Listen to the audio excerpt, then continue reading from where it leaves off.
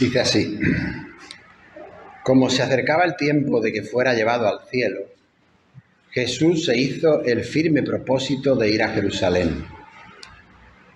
Envió por delante mensajeros que entraron en un pueblo samaritano para prepararle alojamiento, pero allí la gente no quiso recibirlo porque se dirigía a Jerusalén. Cuando los discípulos, Jacobo y Juan, vieron esto, le preguntaron: Señor, ¿quieres que hagamos caer el fuego del cielo para que los destruya? Pero Jesús se volvió a ellos y los reprendió. Luego siguieron la jornada a otra aldea. Iban por el camino cuando alguien le dijo: te seguiré a donde quiera que vayas. Las zorras tienen madrigueras. Me parece que ahí te has sentado a otro sitio, ¿no? Sí, seguramente. 51 al 56. Entonces, me quedo en el 56. Sí, no, es que no sé por qué. Sí, ¿no? El 62. Vale. Bien.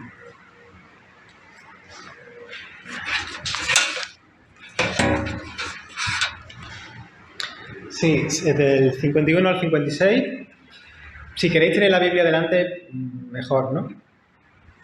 El primer versículo nos sitúa diciendo que ya se ha cumplido el tiempo de Jesús. Ha llegado el fin de su ministerio terrenal y debe ir a Jerusalén. Pero seguramente ya habéis dado cuenta de que el Evangelio de Lucas tiene 24 capítulos y estamos solamente en el 9, ¿no? ¿Cómo es que ya ha terminado su ministerio? ¿No? Bueno, todo lo que va a venir ahora a continuación, desarrollándose, pues está organizado en esa etapa del camino a Jerusalén, que también es el camino a la cruz, como sabéis. Un poco antes, en este mismo capítulo 9, cuando se narra la transfiguración y Jesús está en el monte y aparece Moisés y Elías, como sabéis, siempre hay que decirlo, ¿no? Representando a la ley y a los profetas para señalar que en Jesús es el cumplimiento de ambas cosas, pues según el versículo 31 están allí hablando Moisés y Elías con Jesús del éxodo, de la partida, pero en el griego es éxodo, que tendrá Jesús en Jerusalén. Y aquí comienza ya, donde estamos ahora, ese viaje. En el éxodo del Antiguo Testamento, el pueblo atravesó el desierto para su salvación y la llegada a la tierra prometida. Y ahora Jesús, que nos representa a nosotros y que carga con nuestras miserias, hará su éxodo también para nuestra salvación. Una liberación mayor, mucho mayor, que la esclavitud que pasó el pueblo en Egipto. Es la liberación de las condiciones de esta existencia rota, condicionada por el pecado. Así que ahora, desde el norte, desde Galilea, que es donde Jesús había desarrollado su ministerio, van a bajar a Jerusalén, que está en Judea, en la zona sur. Y como me gusta recordarlo, porque creo que hay que decirlo, Jesús va a pasar ese camino de Galilea a Jerusalén sin hacer prejuicios entre las personas, sin tenerle asco a los samaritanos. Porque aquí lo hemos dicho muchas veces, lo normal era bajar de Galilea hasta Judea, pues bordeando el Jordán, yendo por el otro lado del Jordán, para no pasar por Samaria, ¿no? Y como dicen, no, para no juntarse con esa chusma, ¿no? Diría por allí, ¿no? En el vocabulario de la época. Jesús sí, Jesús va a cruzar por Samaria, sin ningún tipo de rechazo a este tipo de personas. Y tenemos que recordar, aunque lo sabemos ya muy bien, que el ambiente entre judíos y samaritanos, pues era un ambiente bastante malo, o peor que malo, ¿no? De rechazo, de exclusión, de cierto racismo, porque los samaritanos no eran judíos puros, eran una mezcolanza ahí extraña, y ni siquiera concebían la religión de la misma manera. Ellos tenían también su Pentateuco y todo, pero todo era un poquito distinto. Pero Jesús, ya sabéis que no hace nunca eso de evitar contaminarse con la gente considerada impura, según las normas sociales, ¿no? Al revés. Él se relaciona con todo el mundo, ¿verdad? Con todos los apestados de la sociedad. y los toca, como a los leprosos, que no se podía hacer eso, o a la mujer del flujo de sangre, y tantas otras historias que tenemos ahí en el Evangelio. Ese es el Jesús en el que nosotros creemos, el que se acerca a los repudiados de la sociedad y el que se ha acercado a ti y a mí. Jesús no hace acepción de personas, algo que se dice millones de veces en el Antiguo y en el Nuevo Testamento, lo de no hacer acepción de personas, y no sigue la norma del repudio social, se niega a participar de eso, al revés, le lleva a la contraria a esa norma. Entonces, como vemos, Jesús sí que va a cruzar por medio de Samaria. Y no quiere que sus discípulos se dejen llevar por ideas de rechazo social hacia el prójimo. De hecho, la semana pasada, aunque no prediqué de eso, pero sí que una de las lecturas que tuvimos fue cómo estuvieron en Gerasa, que era zona pagana y por eso estaban allí los cerdos, ¿no? Vamos a hacer una pausa. Jesús no hace acepción de personas y no se deja llevar por los estigmas sociales, los típicos que se proyectan en la gente para discriminarla. Entonces ya la primera pregunta es, ¿y tú y yo qué? ¿No? ¿Tú y yo qué? Que somos discípulos, ¿no? Y discípulas. ¿Entramos en el juego de los rechazos a los demás? Y la pregunta es importante porque si miramos las redes sociales cristianas, ahí hay tela marinera. Podemos poner muchos ejemplos. Podemos ser nosotros una iglesia inclusiva, ¿no? Ayer mismo fue el Día Internacional LGTBI. Pero luego, por la problemática que tenemos con la inmigración, porque es un problema, pues acabar repudiando tener discursos bastante duros y feos contra los MENA, por ejemplo, ¿no? Los menores, como menores no acompañados, no tutelados, no sé, no acompañados, ¿no? Y desde actitudes de odio y no actitudes de compasión. O tener discursos de intolerancia hacia gente que... Y hacer unos actos que más que dar vida a las personas son actos que les ponen las cosas más difíciles a quienes ya lo tienen complicado para vivir, ¿no? Y ahí está aquello de tuve hambre, me diste de comer, tuve sed, me diste de beber, etcétera, etcétera, ¿no? O como Santiago dice que es la verdadera religión, ¿no? Que es ayudar al que lo necesita, ¿no? Resumiendo, ¿no? En fin. ¿A quiénes rechaza la sociedad? Y nosotros, por inercia, nos hemos dejado llevar en ese mismo rechazo. ¿A quién? Es que es una pregunta seria. ¿A quién rechaza la Iglesia? La Iglesia, la comunidad del reino de Dios, que vive el reino de Dios por adelantado. La comunidad de iguales, decíamos hace unos días. La comunidad de personas pecadoras redimidas por los méritos de Jesucristo. Esa comunidad, ¿a quién rechaza? ¿O a quién se cree que legítimamente puede rechazar? No sé. Como hemos leído antes en el otro versículo de Gálatas 6:4, que cada cual examine su propia conducta. Porque ahora, con la tensión que tenemos en el mundo, con los discursos tan polarizados y tan agresivos, tan turbios, mantenerse cuerdos no está siendo fácil, ¿eh? Y procurar el discernimiento de espíritu, del Espíritu Santo, tampoco está siendo tan fácil, porque ponemos nuestro ego por delante o ponemos nuestras acaloradas convicciones ideológicas o de lo que sea por delante también. Y Jesús nos pide que salgamos de ese rollo, de la intolerancia, de las exclusiones. Y esto es muy serio porque estos son líneas muy finas de cómo se manifiesta el reino de Dios entre nosotros y a nuestro alrededor y desde nosotros para afuera. Creemos en Jesús, que no le importó penetrar en Samaria e incluso buscar un sitio allí para pasar la noche, en un territorio de mala fama para un judío. Vuelvo al texto. Jesús prepara, según el versículo 52, a unos mensajeros.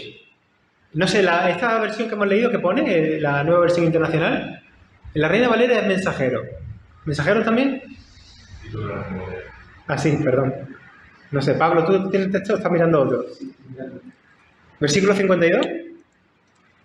Mensajeros. Es que es curiosa esta palabra. No sé si alguna Biblia lo ha querido traducir de otra manera, pero es mensajero y los prepara para que sean ellos los que vayan haciendo los preparativos del viaje, ¿no? Son estos mensajeros, esta avanzadilla, ¿no? La que llegan a un pueblo de Samaria para preparar el alojamiento y quedarse allí. ¿Y qué ocurre? Que en ese juego social de judíos que rechazan samaritanos, también los samaritanos rechazan a los judíos. Y es la bola de rechazo de uno y rechazos de otro, como los hinchas de un partido de un equipo de fútbol con los hinchas de otro equipo de fútbol. Y la bola y la espiral del mal rollo. Ya lo he mencionado otras veces esto de la espiral, porque empieza y se va haciendo más grande y sigue. Y cuando los samaritanos ven a estos posibles huéspedes, no les dieron alojamiento, porque se dieron cuenta que eran galileos del norte que iban a Jerusalén, al templo de Jerusalén, ¿no? a la fiesta.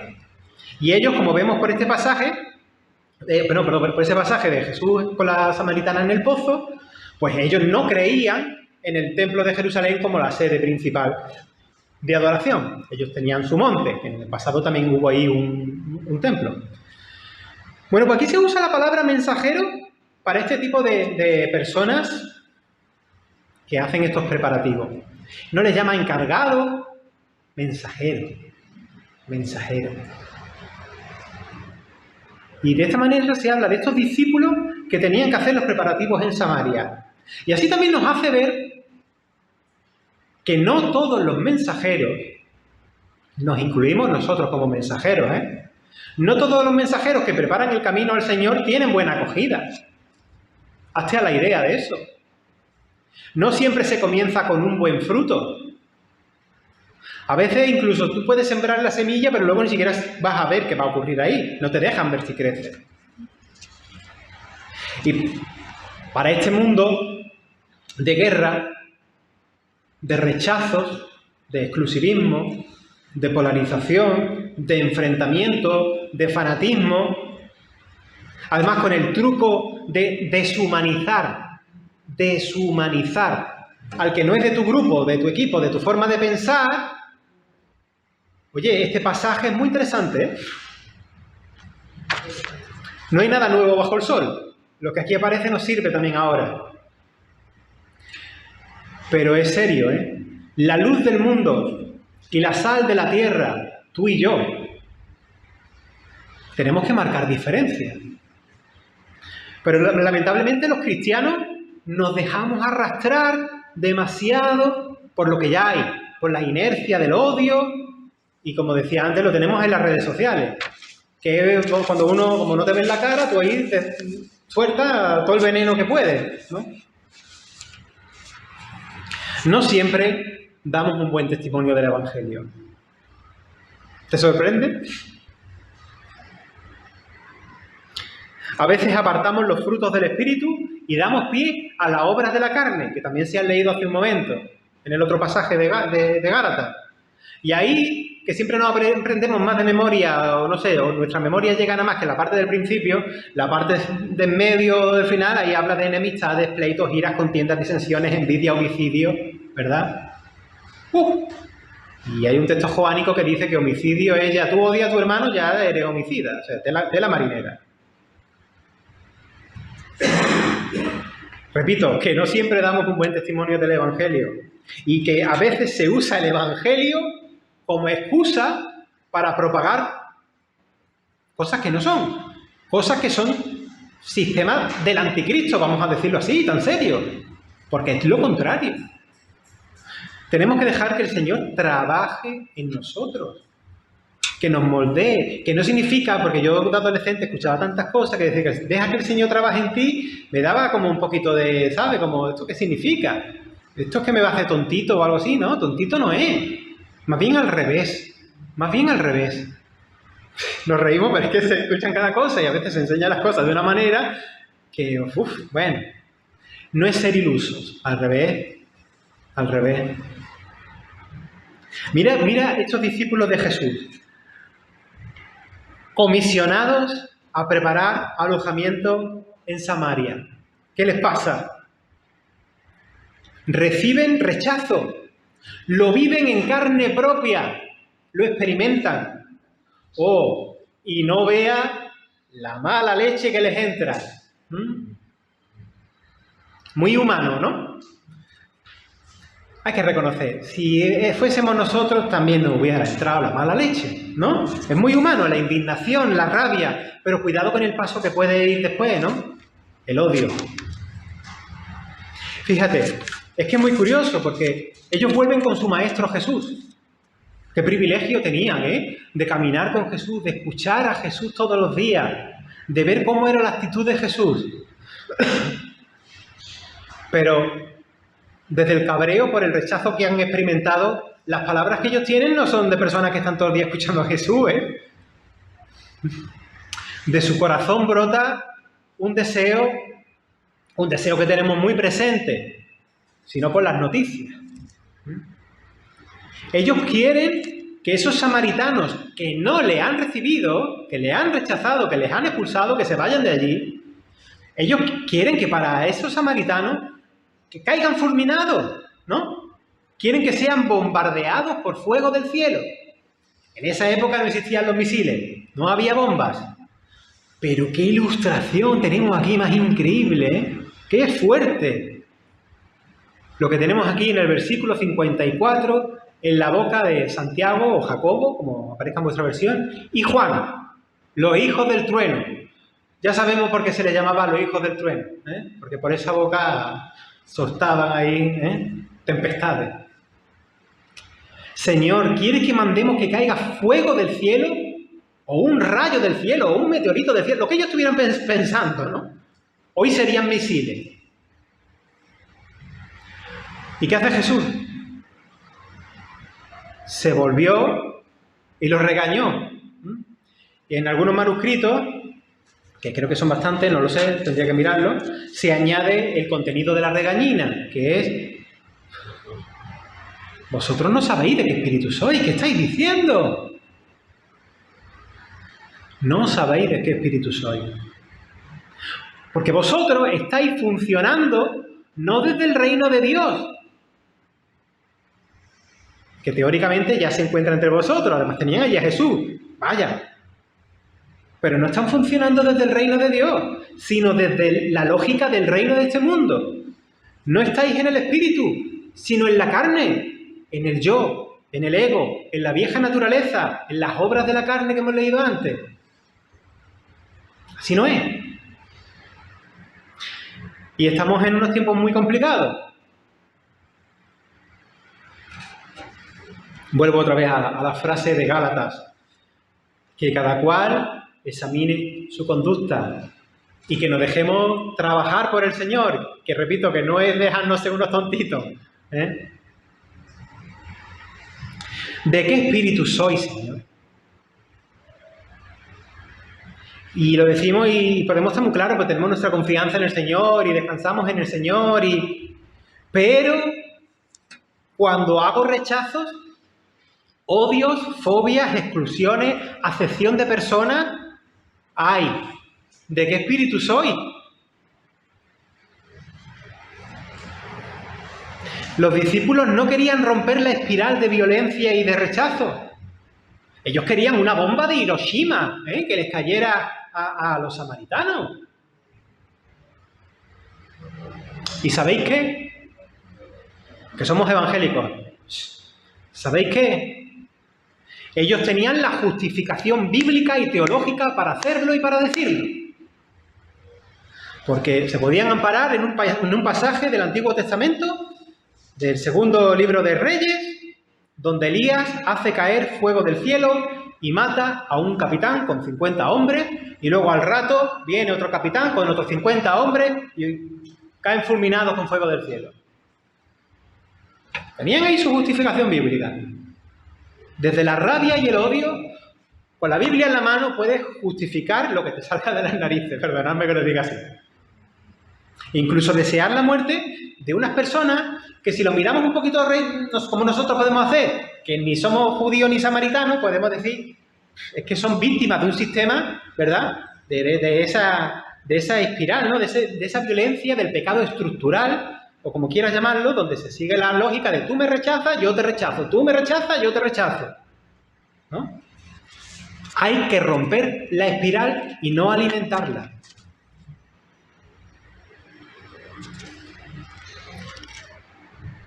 Y estos discípulos podían decir, como hoy se dice, ¿no?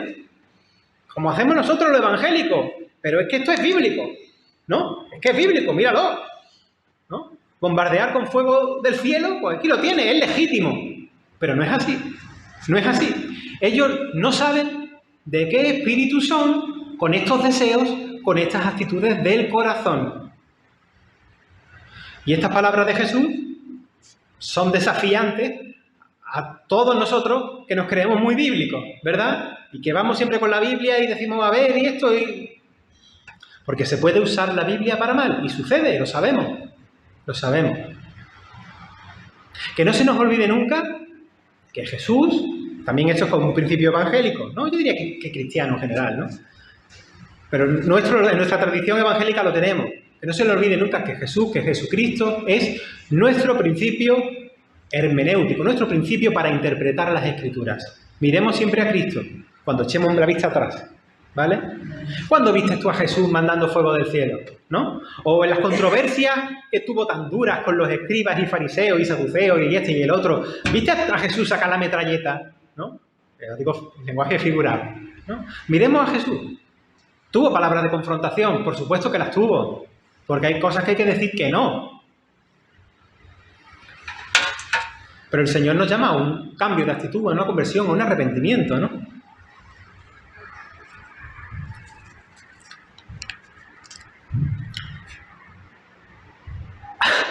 Cabalidad, cordura, ¿verdad? Coherencia, hermanas y hermanos, lo que necesitamos.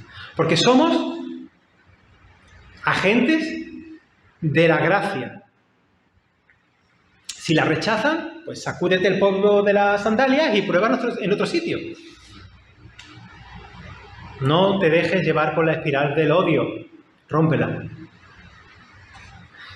En el nombre de Jesús, el que tiene palabra de vida, el que, también lo digamos, Él reconduce nuestra mala leche. La mala leche es una cosa muy humana. Él no la reconduce. Él nos ayuda a trastornar la lógica del mundo, para ser esos que trastornan el mundo, que no se dejan llevar de cómo funciona la cosa. Rompe la espiral y no te dejes arrastrar por ella. Te lo digo a ti, me lo digo a mí. Nuestro deseo no es destruir, es edificar el mundo nuevo. Que solo nosotros también somos avanzadilla de ese mundo nuevo. No va a venir por nosotros, viene por el Señor, pero somos avanzadillas. Y no se trata de crecer en odio, se trata de crecer en gracia. Y frente a lo que hay, frente a lo que sucede, dar una buena noticia que pone fin a cómo funcionan las cosas, y me refiero al Evangelio. Vuelvo a decirlo otra vez, que cada cual examine su propia conducta delante del Señor. Y que en los momentos difíciles, críticos, nos ayude a rectificar, a ser moldeados, que no pasa nada. Déjate moldear. Dejémonos, que me incluyo, moldear para rectificar, para apagar y reconducir esa ira que nos brota del corazón y romper esas espirales del mal. Y para eso necesitamos convertirnos completamente al Señor. ¿Por qué digo convertirnos completamente? Porque si somos honestos, muchas veces sí, estamos convertidos al Señor, ¿no? Por eso estamos aquí, hemos hecho el sacrificio de venir a la iglesia con las calor que hace hoy, ¿verdad? Estamos convertidos al Señor, convertidos a Cristo. Pero muchas veces como que yo estoy convertido hasta aquí, ¿no? Pero luego, no tanto, ¿no? Aquí déjame este área, ¿no? Es que necesitamos convertirnos de verdad enteros al Señor y no hacerlo por trozos, o por fases, o por áreas, ¿no? Y eso es que nos da como comodidad hacerlo así, ¿no? Porque hay que reconocer que confiamos más en cómo funcionan las cosas en el mundo a cómo funcionan las cosas en el reino prometido que ya se encuentra entre nosotros. Bueno, que el Señor nos ayude en estos minutitos de silencio que dejamos ahora al final para reflexionar, para que nos hable, para que nos guíe. Soli Deo Gloria.